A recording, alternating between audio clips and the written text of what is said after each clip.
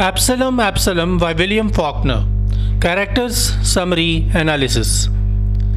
Hello and welcome to the discourse. Absalom, Absalom is one of the most successful novels by William Faulkner. Its success, along with the success of The Sound and the Fury, paved way for the Nobel Prize of Literature for William Faulkner. Like his other novels, the story of Absalom, Absalom depicts the deterioration of Southern American society before, during, and after the American Civil War. It is a Southern Gothic novel. As the name suggests, Absalom, Absalom is a novel based on biblical allegorical content.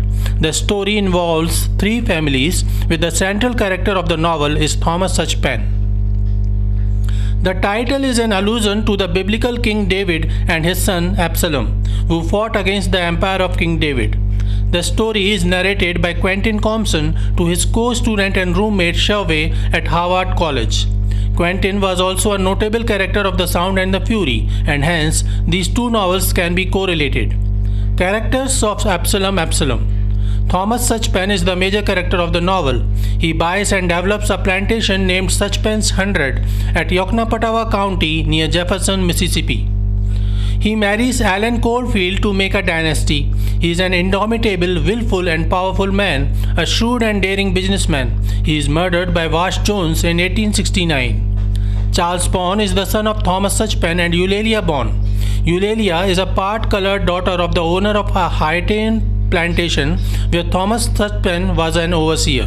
When Sutpen learns Ulelia'S part-black ancestry, he leaves her and their son Charles. Eulalia and Charles then move to New Orleans. Henry Sutpen is the son of Thomas Sutpen and Allen Coldfield. He is the legitimate heir of Sutpen's 100. Judith Sutpen is Thomas and Allen's daughter. She is a strong-willed and determined young girl who falls in love with Charles Bond. Goodhue Coldfield is a Methodist and respectful merchant, father of Allen and Rosa Coldfield. Rosa Coldfield is the younger daughter of Goodhue. She is 27 years younger than Allen. Clytemnestra or Clytie is another daughter of Thomas Sutpen by a slave woman. General Comson is the grandfather of Quentin Compson, a friend of Thomas Sutpen. He tells a great deal about Sutpen. Jason Compson III, Mr. Comson, is the son of General Compson, the father of Quentin Compson. He tells part of the story of Thomas Sutpen. Quentin Compson is a young student at Harvard College who tried to tell what the South is like by telling the story of Thomas Sutpen to his friend and roommate Sherve. Summary of Absalom, Absalom. The novel depicts the story of Thomas Sutpen, which is narrated by various narrators in parts, and each part offers a different insight into the life, success, and failure of Thomas Sutpen. Quentin Compson tells this story to Sherve, his roommate, with his own interpretations. Quentin learned about Sutpen through Rosa Coldfield. His grandfather was a close friend of Sutpen, and he also told his stories to Quentin. Mr. Compson, father of Quentin, also narrates a part of Sutpen's story. The story of Sutpen is offered in non-chronological order, and it begins with Sutpen arriving in Jefferson, Mississippi with some slaves and a French architect whom he managed to work for him. Sutpen buys 100 square miles of land from a local Native American tribe and starts building his plantation along with a huge mansion within it. From his early days, Thomas Sutpen had learned that money and power can let a man have all the pleasures that they want. His only desire is to create a huge fortune and have an able heir to establish his dynasty. To achieve his aim, he decides to marry. He makes friends with a local reputed merchant, Mr. Coldfield, and proposes to marry his elder daughter, Allen Coldfield. With time, Allen offers him two children, a son named Henry and a daughter named Judith. Thomas loves his kids and cares a lot for them. As Henry grows young, he decides to go to University of Mississippi for higher studies. At the university, he meets Charles Bond, and though Charles is 10 years senior to him, Henry makes a close friendship with him. He invites and takes Charles to Sutpen's 100 for the Christmas leaves. At Sutpen's 100, Charles wins the hearts of everybody with his suave mannerism. Judith starts liking him and soon they fall in love. Charles and Judith express their desire to marry, and initially everybody agrees to the engagement. However, Thomas realizes that Charles appears too much familiar to him. He decides to know more about him and realizes that Charles Bond is his own son from his earlier marriage. During the days he used to work as an overseer at a Haitian plantation. He remembers how he married the daughter of the owner of the Haitian plantation where he used to work. He had a son from his first marriage. However, soon he came to know that his wife Ulelia'S was of mixed breed and she had 1/16 black blood in her birth. Sutpen reveals that Charles is Henry's and Judith's half-brother, his own son. Henry feels heartbroken. He refuses to believe that Thomas and repudiates his birthright. Then he goes away with Charles to his home in New Orleans. After some time, Charles and Henry return to University of Mississippi, where they enroll as soldiers in the Confederate Army to fight the Civil War. During the war, Henry continues to face the dilemma of love between his sister Judith and his friend and half-brother Charles. Ultimately, he takes the side of Judith and Charles and decides to let them marry. When Thomas Sutpen comes to know this, he meets Charles and tells him why he left his first wife Eulalia and son Charles. He reveals that Eulalia had part-colored black ancestry and hence Charles is also not pure blood but a mixed breed. This changes Henry's views about Charles and Judith.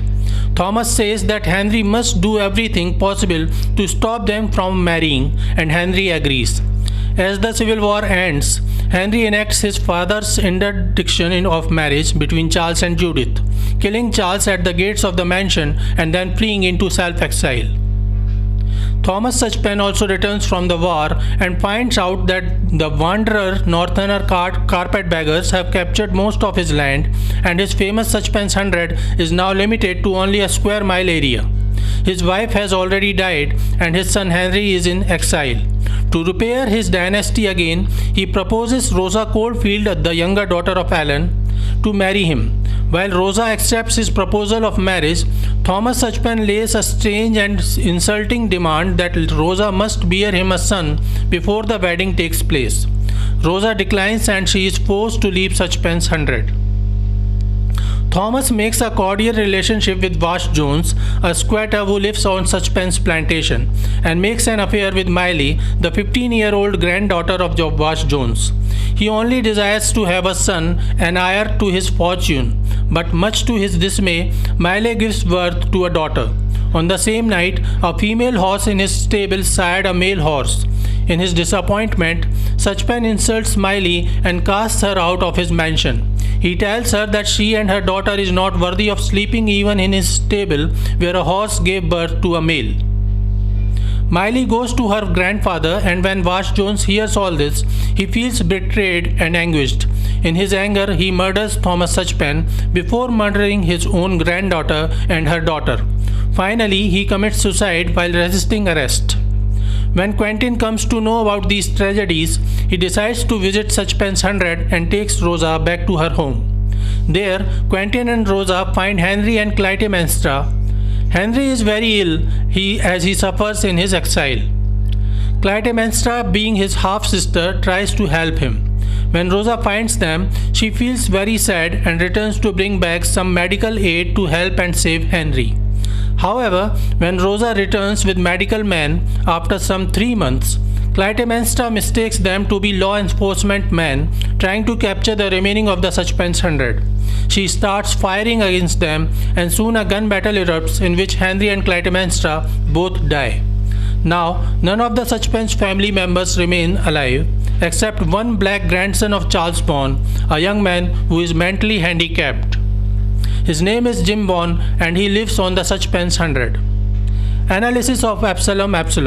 The story of Thomas Sutpen is told by different characters with their perspective, while none of them know the truth about Sutpen. Rosa Coldfield depicts him as a harsh, cold-blooded man with no compassion. She blames him for ruining Sutpen's family by rejecting Charles Bond's marriage to Judith. However, she is unaware of the truth of Charles Bond and doesn't know that Judith and Charles had the same father and their relationship was incestual. She further doesn't know that Charles born was of mixed breed. Henry opposes his father and agrees to marriage of Judith and Charles even after knowing that they are brothers and sisters. But when he comes to know about the part black blood of Charles born, he decides to oppose their marriage and murders Charles born. The whole story is allegorical and reminds the story of King David and his son Absalom. Absalom was the third son of biblical King David, who also had a sister named Tamara. Absalom was the most handsome man in King David's empire, while Tamara was the most beautiful girl. Her half-brother Amnon, who was the eldest son of King David, rapes her. Absalom decides to take revenge against him and kills him after 2 years. In the novel, Thomas Sutpen is depicted as King David, while Henry allegorically appears like Absalom, who murders Charles born, the eldest son of Thomas Sutpen, for having an incestuous relationship with his sister. However, while Henry decides to accept incest between Judith and Charles, he couldn't accept Charles born's partial black blood. This shows the typical hatred of the South against blacks during the times of the Civil War. Absalom made entry into the Guinness Book of World Records in 1983, which says that the longest sentence in literature is a sentence from Absalom containing 1,288 words. This sentence is in chapter 6 and it starts with just exactly like father and ends with the eye could not see from any point. This is it about Absalom. We will continue to discuss American English literature. Please stay connected with the discourse. Thanks and regards.